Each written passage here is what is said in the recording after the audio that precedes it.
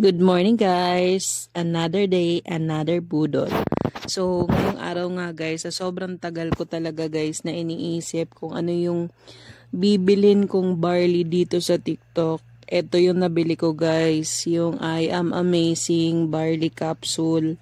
So, sobrang tagal na akong pinapabili guys ni partner ng barley capsule. Kasi nga, marami rin kaming naririnig at marami din mga nagsasuggest sa amin na why not mag-take kami ng barley.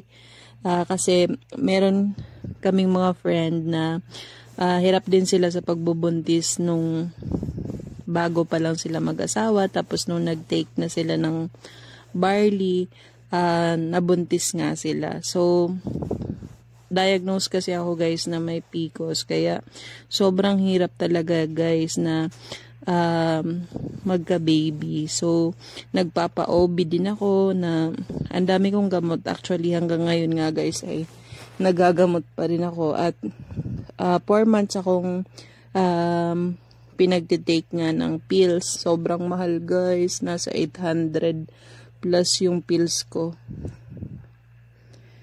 Sobrang mahal niya guys. Kailangan ko siyang i-take ng 4 months bago ako bumalik sa aking OB. Para tingnan kung after nung i-regulate yung aking menstruation ay mangingitlog na ako at pwede na kami magka-baby. Pero syempre guys, hindi tayo nawawala ng pag-asa na guys ng pag-asa na mag-try ng ganito. Malay nyo naman guys, sa pamamagitan ng paggamit ng barley katulad ng mga ibang kakilala namin at mga naririnig namin ay magkaroon din ng bunga nga guys. Or magka-baby din kami. Kasi nga, sobrang tagal na talaga namin guys nag-aantay. Marami na rin kaming nagastos sa pagpapa-OB pero yun nga, hanggang ngayon guys ay wala pa rin. So, usual kasi na ginagawa, guys, kapag nagpapa-OB ako ay, yung kailangan i-regulate yung menstruation mo, ganun.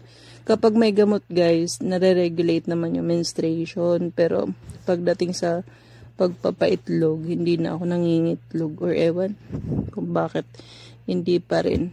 Kaya eto, guys, babalitaan ko kayo kapag maganda yung result nitong binili ko nga. Actually guys, ang dami ko nakikita dito sa TikTok pero ito yung nanalo. Kahit masyado siyang or mas pricey talaga to kaysa sa iba. Pero para kasi siyang katiwa-tiwa.